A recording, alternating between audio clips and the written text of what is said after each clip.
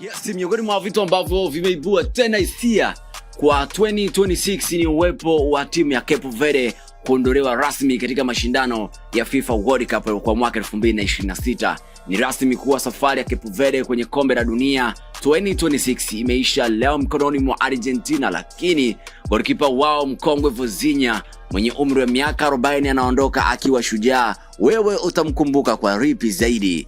Uwanjani aliweka ukuta wa Berlin na kuzima makombora ya mastaa wakubwa duniani akiwemo Lionel Messi na wengine ambao waliweza kutambaa zaidi. Mtandaoni wafuasi wake walilipuka ghafla kwa kasi ya ajabu kutoka 50,000 hadi zaidi ya milioni 17 ndani ya wiki mbili tu. Familia yake iligusa na kuuliza ulimwengu mzima kwa mapenzi makubwa na ya dhati kwa mama yake mzazi. Miongoni mwa vitu ambavyo Cape Verde imezidi kuvutia umati mkubwa zaidi duniani ni namna ambavyo wameonyesha ukubwa wao licha ya kwamba ni nchi ndogo, huku Tanzania ikiweka rekodi ya kuwafunga katika michuano ya AFCON kwa mwaka 2018 magoli 2-0, lakini raundi hii wenyewe wameshiriki kombe la dunia huku wakiibuka vifua mbele na kuonesha kila ambacho ni kikubwa. Yes, natakumbuka zaidi mlinda mlango wa Cape Verde alimnyanyasa zaidi Lionel Messi kwa kila ambacho aliweza kukidhibitisha. Miongoni mwa vitu ambavyo vimeweza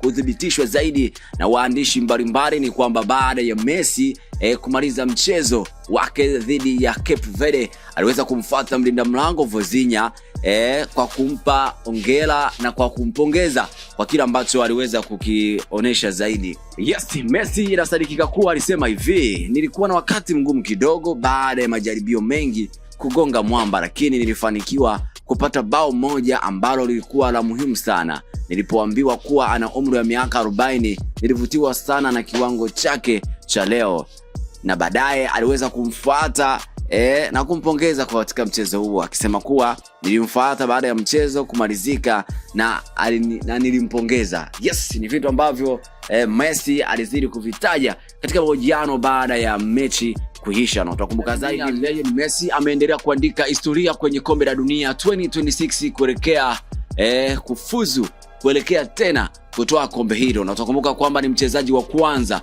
kufikisha mabao 20 katika historia ya kombe la dunia na wa kwanza kufunga katika michuano 6 tofauti akiwa na Argentina. Mchezaji wa kwanza vile vile kufunga mabao 7 na kuendelea katika michuano 2 tofauti ya kombe la dunia kwa mwaka 2022 na 2026. Mchezaji wa kwanza kufunga katika kila hatua ya kombe la dunia kuanzia makundi hadi finali. Mchezaji wa kwanza kufunga katika mechi 8 mfululizo za kombe la dunia. Imagine, ni miongoni mwa rekodi kubwa zaidi ambazo zimezidi kuwekwa katika karne ya 21 na anazidi kujisimika na kuwa miongoni mwa goats ambao wameendelea kutokea duniani. Yes, hiyo ndio rekodi mpya kuelekea Cape Verde na Argentina kuweka historia yao ambayo imemalizika usiku wa kuamkia leo. Maoni yako ni yapi? Tudondeshee kwenye upande wa comment section, na ni kitu gani ambacho unakikumbuka zaidi kutoka katika timu ya Cape Verde ambapo goalkeeper Vozinha, ni kitu gani ambacho utakikumbuka zaidi kutoka kwake? Yes, this is Mighty Media TZ. Make sure kwamba una comment, una share na subscribe, and then utazidi kuwa mtu wa kwanza kupata habari zetu kutoka ndani na nje ya mipaka ya Tanzania. Big time.